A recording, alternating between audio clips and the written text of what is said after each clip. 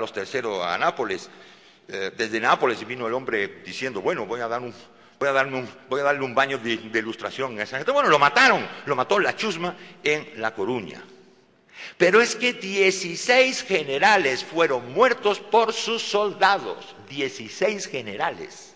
O sea que cuando los flecos de este ejército se enfrentaban a las tropas de Napoleón, obviamente se producía una retirada espantosa, y en esa retirada los propios soldados mataban a los generales para impedir que los volvieran a mandar al frente a resistir. En otros casos lo mataron la gente de los pueblos para que el ejército huyera, no se entretuviera y no se produjera el saqueo correspondiente de una mínima defensa que podría haberse organizado. Fueron más de 150 los nobles muertos, entre comillas, por la chusma. Solamente en Valencia, en una noche mataron 50. Es decir, bueno, el desmerengamiento, como se dice en Cuba, que creo que es una expresión maravillosa, el desmerengamiento del antiguo régimen en 2 meses es más que evidente. Les recuerdo a ustedes que no hay virreyes muertos en América, excepto, bueno, el caso famoso de Liniers. Pero vean ustedes que es posterior. Los virreyes, al menos se montaron en un barco y se fueron. ¿Ustedes conocen algún gobernador que fuera...? No, ni gobernadores. Es que los coroneles de los regimientos, no, tampoco. Es decir, que vean ustedes que la situación al otro lado del charco no estaba precisamente para hacer concursos. Se organizan los ejércitos de las juntas en España. Los ejércitos de las juntas fueron ejércitos nuevos. Es más, no eligieron generales viejos, eligieron oficiales de segundo rango que fueron ascendidos muy rápidamente a general. Los ejércitos de las juntas están formados por generales que 2 días antes eran tenientes, o 2 días antes. Pero es que en América sucede exactamente igual. Las juntas eliminaron a la alta oficialidad y dieron buenos sueldos y buenos grados a gente que se transformaron en súbditos fieles de la junta. Esos son los ejércitos que tanto en España como en América se van a batir entre sí. Son nuevos rangos, nuevas organizaciones, nuevos sistemas. Posicionamiento del ejército, de esos flecos del ejército colonial en América del año 8. Es muy interesante. He intentado hacer un modelito y más o menos funciona. Miren, los regimientos y los batallones fijos y aún la tropa de refuerzo situada en América se comportó en función de cómo se comportaron las élites locales. Hay una fórmula que no falla. Si las élites locales dicen, apoyemos a nuestra junta, qué curioso, los oficiales de las tropas, de los fijos del ejército regular, o se callan o apoyan. O se volvieron testigos mudos y dijeron, aquí no hacemos nada, quietecitos en el cuartel, o apoyan. Es el caso, por ejemplo, de Caracas. El fijo de Caracas, bien que pudo haber impedido que al amigo en Parán lo montaran en un barco. ¿Qué hizo el fijo de Caracas? Mucho más callado que yo. Se quedó. Y buena parte de ellos, además, formaron parte del ejército de la Junta. Y el fijo de Cartagena se fue a un playón. Pasó revista, no dijo nada, sino quitaron a su coronel, mandaron al coronel, y aquí está aquí nuestra experta que lo puede decir, que lo mandaron afuera con el gobernador, y el segundo del regimiento tomó el mando. Y en Bogotá, ¿qué pasó en Bogotá? ¿Cuántos documentos hay que dicen qué hubiera sucedido si el auxiliar de Bogotá hubiera salido a la calle? ¿Salió a la calle? No. Se quedó en su cuartel. Es más, buena parte de la Junta de Bogotá está formado por esos oficiales. Es más, cuando hay una persecución andan persiguiendo oficiales del del auxiliar por varias zonas de Cundinamarca. Es decir que o en Buenos Aires ni digamos, ¿no? En Buenos Aires, el regimiento de Buenos Aires, que era muy peninsular, estaba en Montevideo. ¡Qué casualidad! ¡Qué plaza realista la de Montevideo! Y en Buenos Aires, que están las milicias, están organizadas por el coronel Cornelio Saavedra, y fue el que protege la Plaza de Mayo, pero precisamente para proteger que la Junta se realizara en los términos en que él, como miembro de la élite local, le pareció más oportuna. Es decir, que hay una vinculación clarísima entre decisión política de las élites y funcionamiento, comportamiento de la oficialidad. Los 2 casos más interesantes son el de México y el de Lima. ¿Cuál es el comportamiento de los de México? Bueno, actuaron exactamente de acuerdo con los grupos de poder locales, y en Lima en un apoyo absoluto al virrey Abascal como representante de la élite limeña que vio una oportunidad maravillosa en la guerra, y así lo hizo nada menos que en 1809, de reconstruir el viejo imperio toledano, del cual no va a hablar don Javier dentro de un rato. ¿Qué hizo? Inmediatamente recuperó el Alto Perú, desde aquí no sale ni un peso más para Buenos Aires, recuperó Estoquito con su gigantesca fiscalidad, y le metió mano a Chile ipso facto y dice, se acabó esto de las ventitas del trigo, esto se ha acabado acá. Es decir, reconstruye el virreinato del Perú. ¿Con qué? Con el apoyo de la oficialidad, claro, pero ¿por qué? Ahora, otra cosa es, ¿y qué oficialidad es? Claro, es que la oficialidad es muy importante. Es que resulta que la oficialidad, como ya hemos demostrado, en más de un 65-70% está conformado no solamente por la élite local, sino que el resto, los que son peninsulares, llevan 30 años de media destinados en esa misma ciudad, todos casados con miembros de la élite local. ¿Ustedes qué quieren? ¿Que se suicidaran? ¿Ustedes qué quieren? ¿Que fueran contra el suegro o la esposa? ¿Contra los hijos que ya eran cadetes o subtenientes en los regimientos? Es decir, estamos hablando de un ejército muy grande, pero como ven ustedes, con unas características domésticas. No me vale decir, era un ejército criollo, sí, pero no me vale eso. Es un ejército cartagenero, caraqueño, de Buenos Aires, de Lima, de Santo Domingo, es un ejército local. Y las tropas, el 80% de las tropas, no es que sean americanas, que lo eran, es que eran de la misma ciudad. Estamos hablando de vecinos de la ciudad.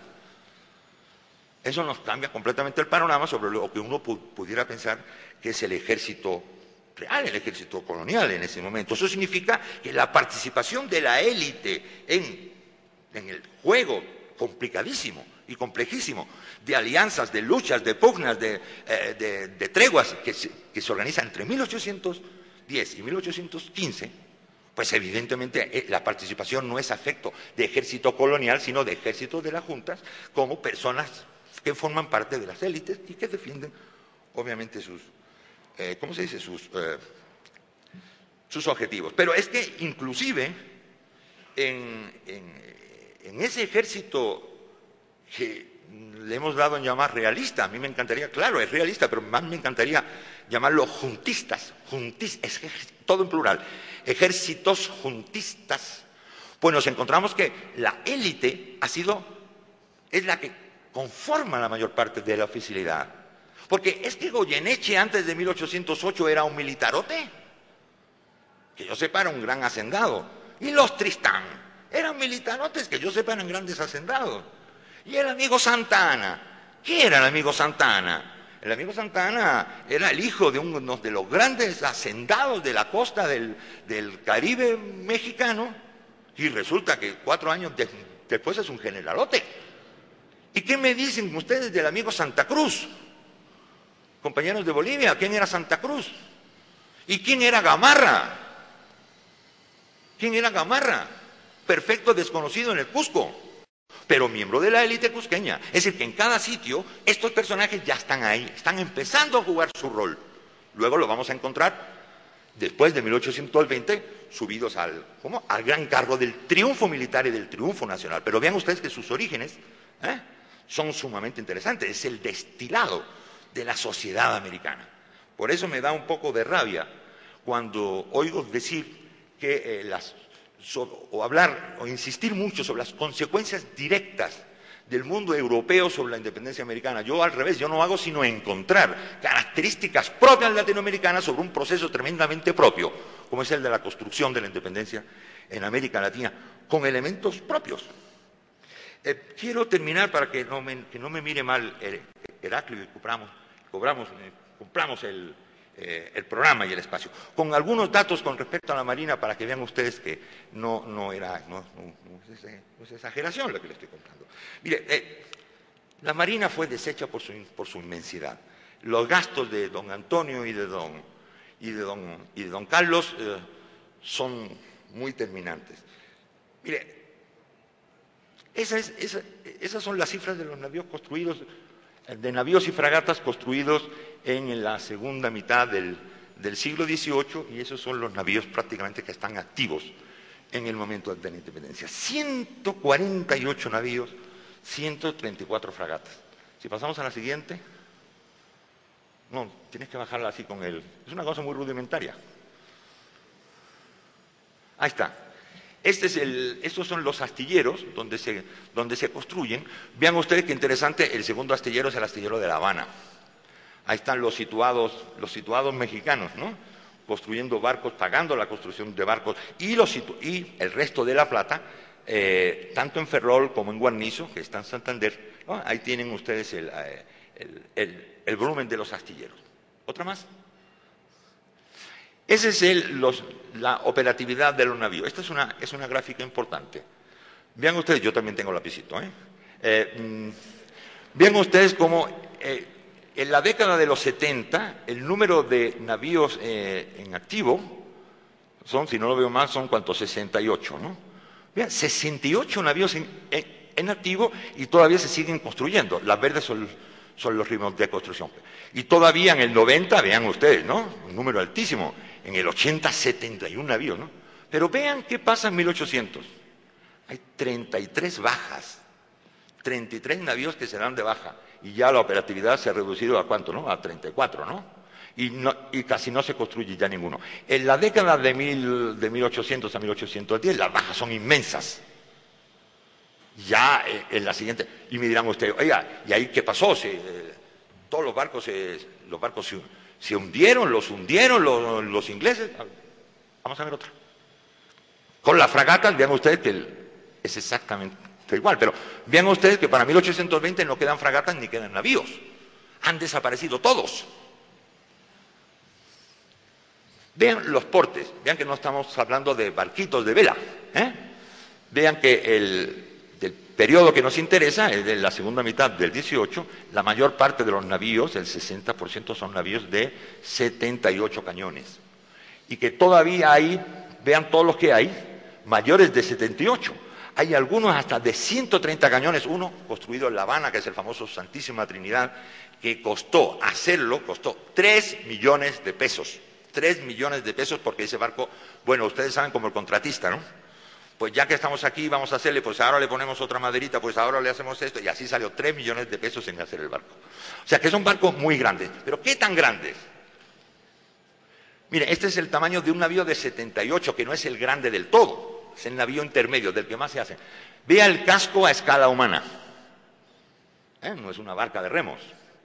Pues como este construyeron 78. ¿Sí? Si lo vemos así tumbadito, vean la escala humana, creo que he repartido al hombrecito por varios sitios. He puesto al hombrecito como una cuestión no por una cuestión de género, sino porque, bueno, es lo que más había. Sí, algunas entraban, pero hermana, pero no con buenos fines. Estuve viendo, bueno, ¿y yo cómo enseño esto para que se vea cuánto tan grande es? Hablé con un publicista y me dijo, olvídate, pon un campo de fútbol, vamos a ver. Vea. Yo creo que así entiende todo el mundo de qué estamos hablando. O sea, 2 navíos ocupan un campo de fútbol, esto es inmenso. Por eso eran tan caros. Por eso ahora viene la pregunta, bueno, ¿pero esto se les pudrió? Sí, se les pudrió en los puertos, porque no encontraron ni el dinero, ya los compañeros de México dijeron, bueno, aquí no sale un peso más, ¿no? Ni la gente estaba dispuesta a embarcarse en esos barcos, ni por supuesto estaban dispuestos a sacar los barcos. ¿Por qué? Barcos mal tripulados, mal dirigidos, con poca tripulación. Ya no se trataba solamente de que se hundiera, más o menos el barco navegaba. Tampoco se trataba de que lo